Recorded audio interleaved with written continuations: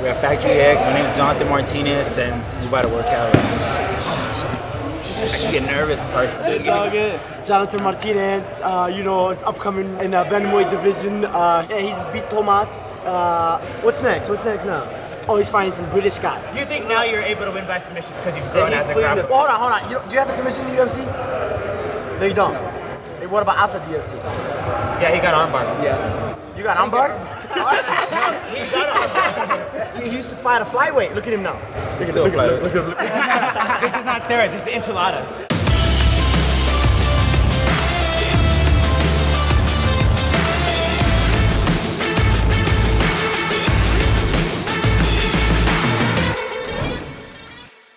Jonathan Martinez is an incredible talent that we've had the ability to train for several years. He comes off super quiet, but he's actually a pretty funny guy. I actually call him Pedro, like Pedro from Napoleon Dynamite, because he reminds me a lot of him. So I have a lot of fun with Jonathan, not just training him, but just off the mat. I come from Texas to Colorado because, it's different, everything's different. Everybody's hungry here. I really like it here, and I've been learning a lot. And my timing's got real good. Everything, my jiu-jitsu, my wrestling, Mark's put everything together, so it's been helping me out, so I'm real happy for that, and I just can't wait for the future. So. My name's Brandon Rival, and I've been training Jonathan Martinez for maybe four years or something, pretty much right before I got into the UFC. Jonathan Martinez brings it. He's one of those people, he's always exciting to watch fight. Super quiet when you don't know him, but when you do know him, he's the funniest person you'll ever meet. So I think the testament of who he is just is spelled out from what he just did in his last fight. I mean, he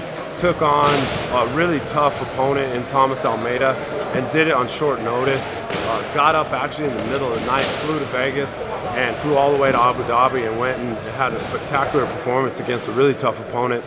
And every time he gets in there and fights, he just shows up and does exactly what he's supposed to do. And you're going to watch him really continue to rise up that 135-pound division and just have another spectacular year. Factory X, I get a lot of confidence just being here just because the people we have. I mean, just have a lot of people here that pushes. Yeah, Colin, he's helped me a lot. He's one of my main training partners here and stuff. We work a lot. Wrestling, he's a real strong guy, so helps me a lot. So there's a lot of different looks here. So when I go in there, it's just not no nerves. Just go in there and fight. I'll tell you what sets him apart is some days he doesn't win in here. That's what brings him back in. He's like, okay, I wanna get better. He's in here taking chances. Taking chances means you're going to fail sometimes, but failure is growth, and he's accepted that. So that's one of the reasons why he's one of the best in here. Oh man, it's been awesome. I actually cornered him on his second fight in the UFC in Australia.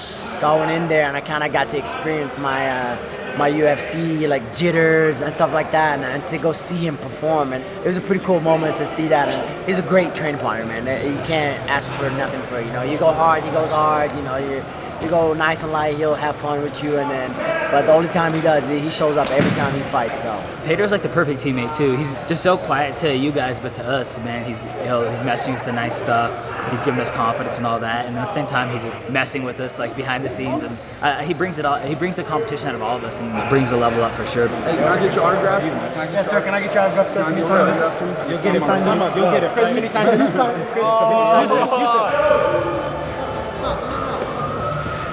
Did you submit Pedro? Who, me? All the time. All the time.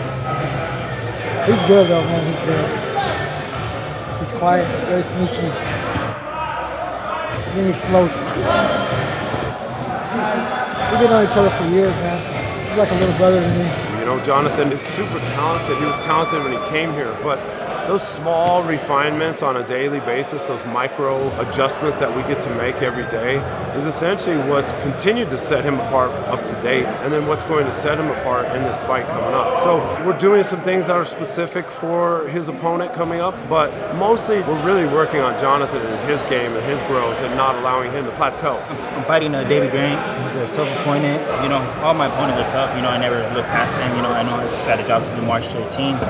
So I'm just focused on that and, get my hand raised that day. Jonathan is coming out a great win, Thomas Almeida. So it's an exciting fight for both of these guys. But I just feel like I said, the toughness and just the power that Jonathan has, you don't see that a lot in that 35 division. And I feel like that pace, he'll keep it up and kind of shut the fight down early. I like this matchup perfectly. I think Davey Grant's going to need to try to get it to the ground, and Pedro's takedown defense is amazing. And I think pretty much anywhere the fight goes, like he'll be able to keep the fight on the feet, and I think he's going to be able to just terrorize him there.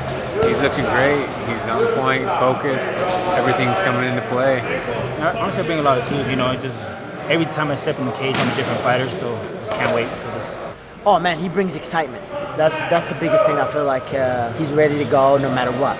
No matter where the fight is at, he's just ready to go. And like he's gonna have a bright future in that division. And I won't be surprised if I see him fight for top 10, top 15 in this year. Oh, his potential's to the limit. The kid's like 26 years old, so young, and has already just been proving his worth, man. Just beat Thomas Almeida. He's gonna run through his next opponent for sure, and that's how you get away with like him being so quiet and all that. He's just so exciting, and then he's super quiet afterwards. So it's like you get his personality in the cage, and you're gonna see all that come out, and you're gonna see the true him. Look, this is the bantamweight game. You could have been, but you're too big. Hey, the hell am I controlling? Hey, they're fatter than me. They're fatter than me. Yes, you are. No. He's not no more. He's not no more. 55. He has abs now. Look at this. Hey, 55. Look at this. Look at this. He has abs now. The 135-pound division in the UFC is stacked. He's one of them, though. You know, we're not doing this to just have a few fights in the UFC. He's doing this to make a living there. He's doing this to reach the apex of MMA, which is go fight for a title and win one and defend it and create a legacy. And I 100% envision him doing that. And, you know, but the next step is this next fight. And so we're super hyper-focused on him getting in there and performing like we know he can and like he's done. But even just a step above what he's done. That's our goals. That's what we look for. And that's the legacy we want to leave when he's all done doing this.